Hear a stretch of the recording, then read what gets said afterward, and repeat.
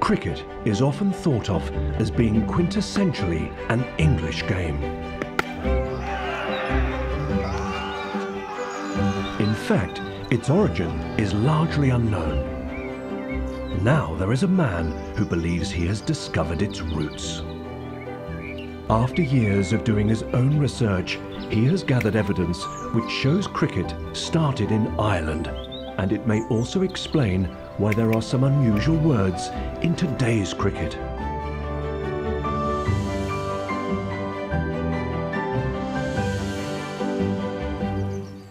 That man is James Caulfield. He grew up in County Wexford in southeast Ireland. When he was a child, he played an old game called cattie. He believes it was this game that was the forerunner to cricket. And now he wants to tell the world. This is the house where I was born in 1937. And this is the area where we used to play. Myself and my brothers, we've spent many an hour playing cattie right here at this spot. We just drew a circle. We drew a circle in the road just about here. The road wasn't surfaced at that time, and we just drew a circle in the dust. And I can imagine myself here and I hitting the cattie and driving it up the road and running from here to there, and my brothers and the neighbouring children doing the fielding. So it's nice to come back and see the old place again. Can you imagine me coming out through that gateway over there in my bare feet with a shillelagh stick and little bits of sticks that we used to use in lieu of a ball? There was no money involved. Anybody could play it, and it was a fun thing. As a young man, he left Ireland to work in England, where he later joined the British Army, and it was there he learned to play cricket. With the army, he travelled the world and visited places where cricket was played. When he left his regiment, he returned to Ireland and began to have a fresh perspective on the two games he played.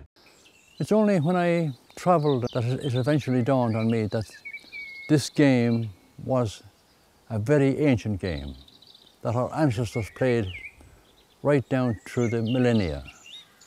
And it travelled from here to all over the world, literally, in the form of cricket and baseball and ice hockey, golf. The game of cattie, which he always thought was a simpler version of cricket, he now realises is an ancient form of the game. These days, James lives with his wife in the magnificent house, the Slaney Manor, named after the river that flows nearby.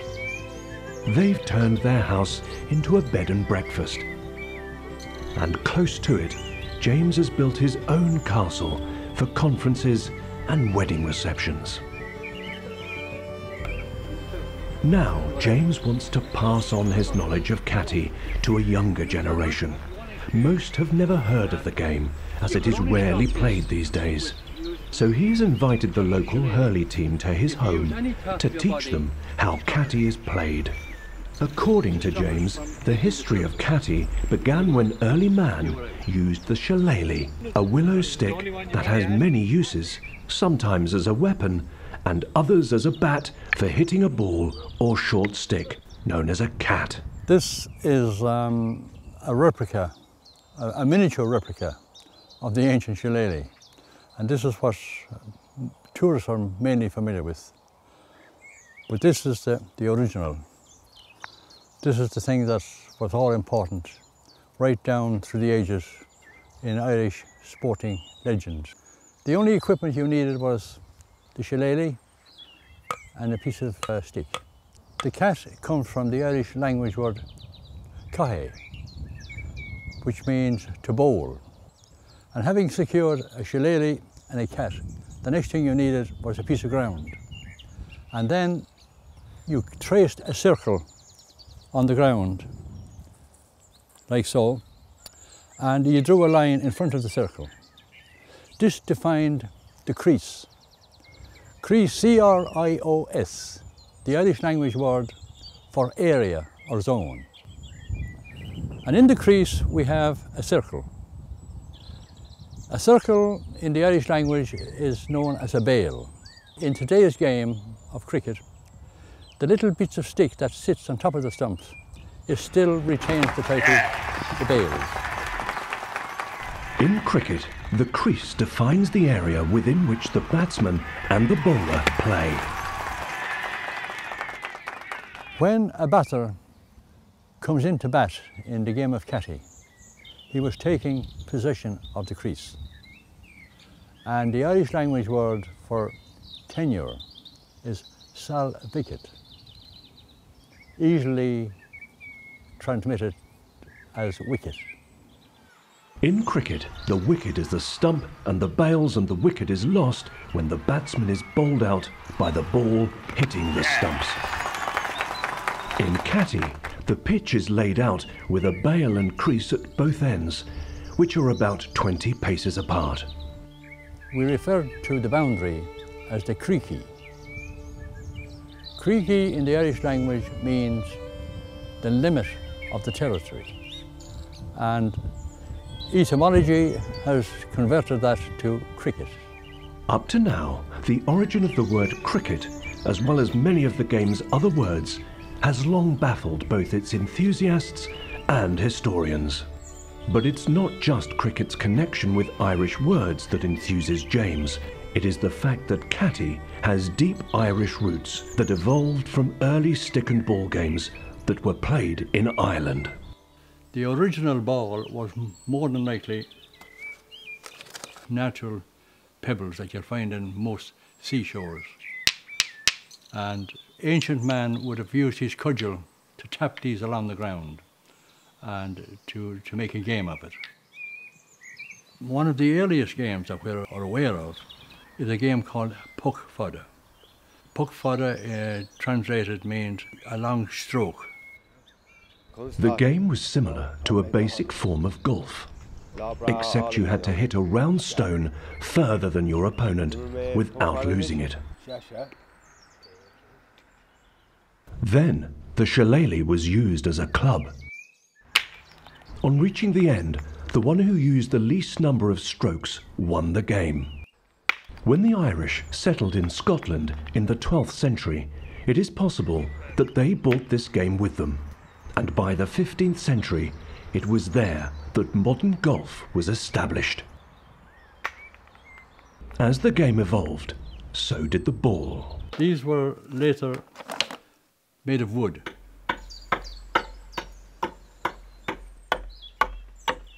This particular one is made from laurel. It won't shatter either. It will take a beating. And when these weren't available, and very often they weren't, we substituted these for short pieces of stick. And these were always available. There was no scarcity of short bits of stick.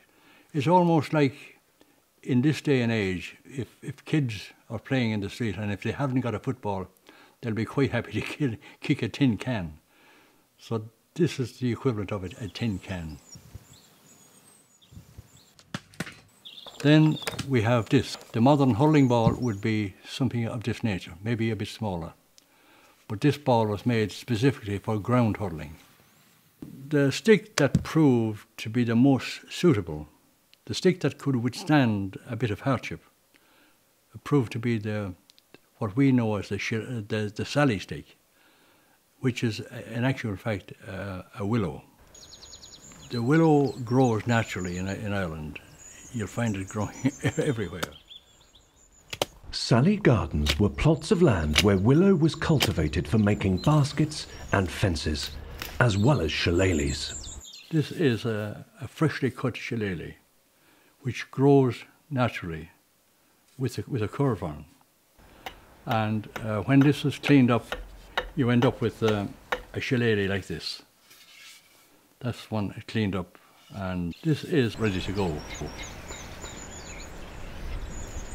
The quality of the shillelagh, one made of the very best willow, was highly sought after and treasured, as it became very much part of its owner. If you had a good hurling stick, and if it was magical, if you could perform well with it, if you scored many goals, and if you excelled on the playing fields, then your stick qualified for the title she. So it being a Sally stick, and you add to that the she title, so you end up with a she Sally, commonly known as a shillelagh. She was given to anything that was important, beautiful, powerful, any person who stood above the rest, any machine, the phenomena, all these things qualified for the title she. The mystical power of willow, or Sally, is embedded in Irish culture that's reflected in a poem by W.B. Yeats about a romantic meeting in a Sally garden where willow grow. Down by the Sally gardens, my love and I did meet. She passed the Sally gardens with little snow-white feet. She bid me take love easy as the leaves grow on the tree. But I, being young and foolish, with her would not agree. In a field by the river, my love and I did stand, and on my leaning shoulder she laid her snow-white hand. She bid me take life easy as the grass grows on the whiz. But I was young and foolish, and now I'm filled with tears.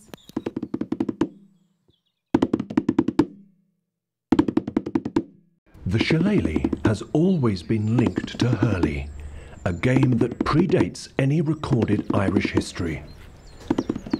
It is thought to have been played in Ireland 2,500 years ago. Historically, a priest blessed players before the game commenced.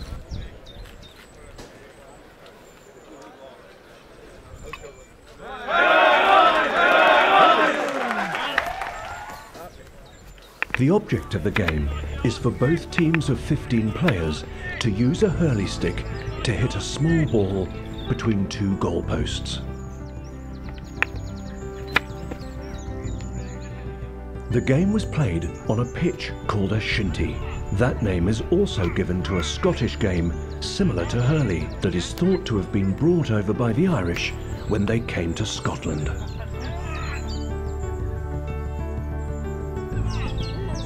When a ball is hit over the bar, it is worth 1 point. A ball hit under the bar is a goal, and it is worth 3 points.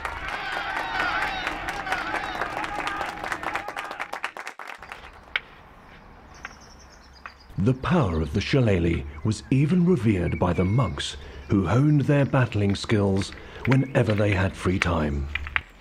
All games, such as hurley and cattie, were played by the clergy, which they took with them abroad as missionaries, spreading these games to remote places around the world.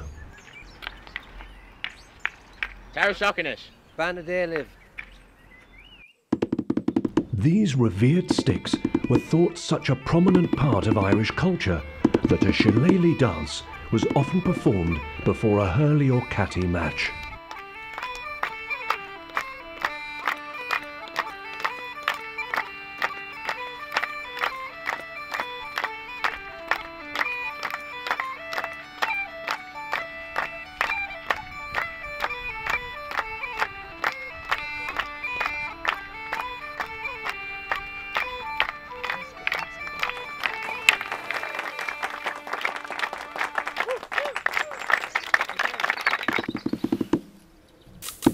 The shillelagh was so essential in those days that many people not only played games with it, they carried it everywhere they went, sometimes to protect themselves.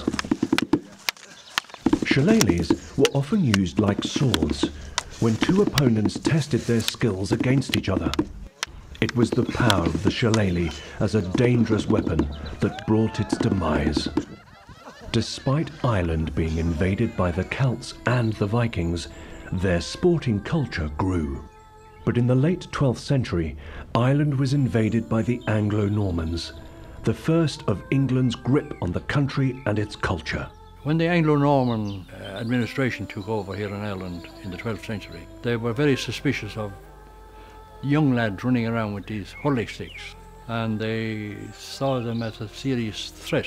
So they banned the game of hurling. The ban did not deter some from keeping the game alive. High on the mountain of Slieve Coucher, they secretly held hurley matches. This is the plateau where the secret games took place. They were out of view from the people in the lowlands, and they could play in peace and comfort up here. A century later, cattie was to face a similar fate as hurley did. When Oliver Cromwell paid us a visit in 1649 or thereabout, one of the things he found objectionable was the Irish preference for playing cricket. And he ordered that all the shillelaghs and the cricket balls should be burned. This suggests that cricket was widespread in Ireland when it was almost unheard of in England. A few years later, when Cromwell had gone, the ban on cricket, or cattie, was lifted, and the game began to thrive once more. The game of cattie was allowed to continue. That was seen as a more benign activity, which wasn't seen as a threat. So the people here could only play the game of cattie.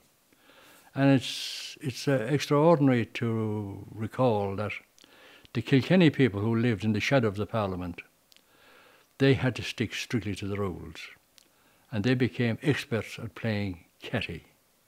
And the Kilkenny hurling team to this day are known as the Cats as a result. The British Army soon took advantage of its popularity and adopted it. But then the same people who recognised these young hurlers going around playing hurling as a military threat, they realised that here in Ireland there was an unlimited supply of cannon fodder. And they began recruiting here. And they recruited young Irishmen into the British Army in large numbers. And it wasn't long before cattie was regularly played within the British Army. By the 18th century, cattie was often played between Irishmen in the British Army and the locals. So how was the game of cattie played?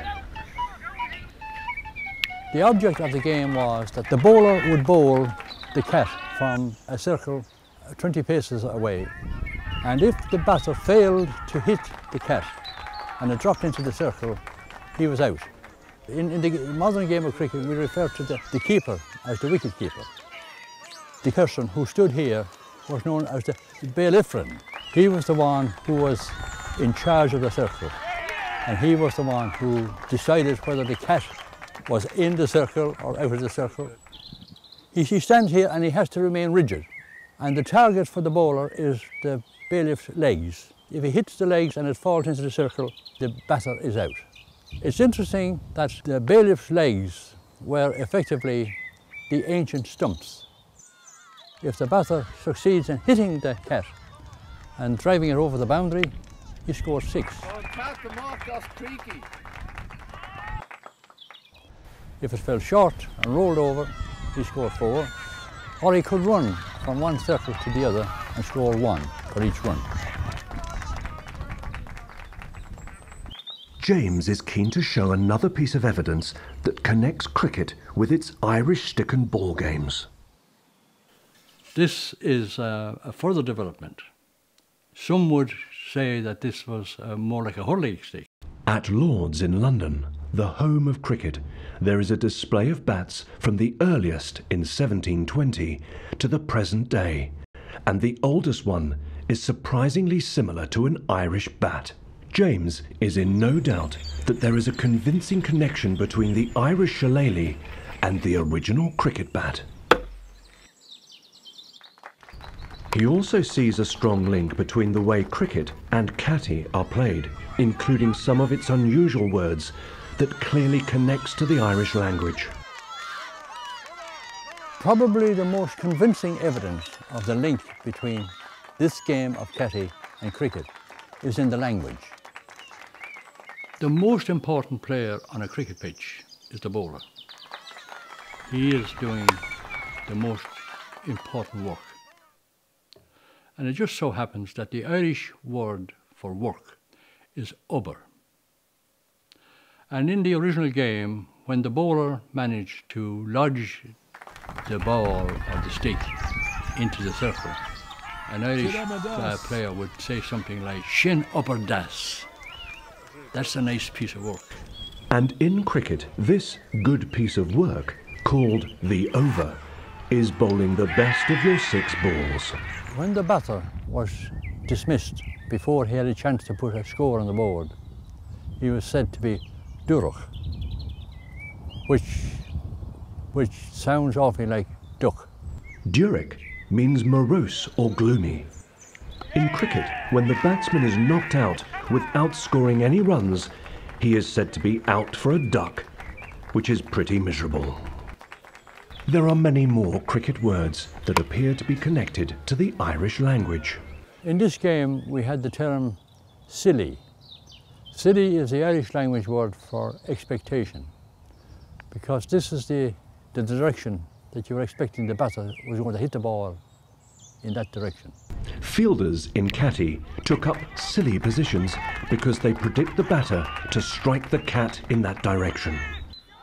Silly positions in cricket have a similar meaning in that the fielders are placed unusually close to the batsman, catching a predictable strike. In the game of cattie, the short leg position was described as clegg beag, which translates to a short stroke. James is convinced that the word clegg was then pronounced leg, and so a short stroke becomes a short leg. But when you hit this and it went off into the long grass, there's a good possibility that it was going to get lost. And in the Irish language, if the cat was lost, it was said to be coulcha. This translates to cow corner. In cattie, the fielder did not frequent that part of the field, as it was often difficult to pinpoint exactly where the cat would land. And in cricket, cow corner is a similar place, as few shots are legitimately aimed to this part of the field, and so fielders are rarely placed there. In the game of cattie, there was an element called the googally. Googally is the Irish language word for to deceive somebody or to send somebody on a fool's errand. This sounds very similar to googly, which in cricket is a deceptive spinning delivery of the ball by the bowler that gives it an unexpected bounce. The way it worked in the game of cattie was that when somebody managed to hit the cat over the boundary, that triggered off the googally. And this is a situation where the batters didn't know which of the wicketkeepers held the cat. It developed into a cat and mouse situation where they had to estimate which one had it. Only one of the two wicket-keepers holds the cat under his shirt. If the batsman believes his wicket-keeper doesn't have the cat, he makes a quick run. But if his wicket-keeper does have it, he quickly drops it into the circle before the batsman returns, so declaring him out. On the other hand, if the opposite keeper doesn't have it, and the batsman on that side makes a sudden run, the other keeper must throw the cat to his opposite number, so he can quickly knock the batsman out by dropping it into his circle. With the Irish playing cattie in the British Army, James believes the game became widespread, and by the 19th century it was developed into cricket as we see it today. 16th, 17th, 18th, 19th centuries, there was times when there was more Irishmen in the British Army than there was English. And they brought this simple game with them. And wherever they were stationed, in India or Ceylon or Pakistan or Australia, New Zealand, they could play this game because you needed no money to get it going. All you needed was a bat and some little bits of stick and a piece of ground. Usually the barrack square for the soldiers. And of course they played it amongst themselves, and they played it with their English comrades, and they also played it with the local people where they served. So the game developed and it spread round the empire and back to the UK, and the game was anglicised in England, and it became a gentleman's game, and it was reintroduced into Ireland in the 18th century. But ordinary people couldn't afford to play it because they needed expensive equipment, special clothes. So they continued to play the game of cat. Once more back in his hometown, James reflects on his early days as a child playing cattie. Very often we were called in for food and we were reluctant to go because we hadn't finished the game. And sometimes you'd knock your toe against a stone in the road and you'd be injured and you'd be limping around, but you'd still carry on playing. I assumed at that stage that we had adapted cricket to suit our meagre circumstances here. Never in my wildest dreams did I think that this was the original game and cricket was a development. Today, James is keen to explain to the next generation how the game of cattie is played and why this ancient sport was the foundation of modern cricket.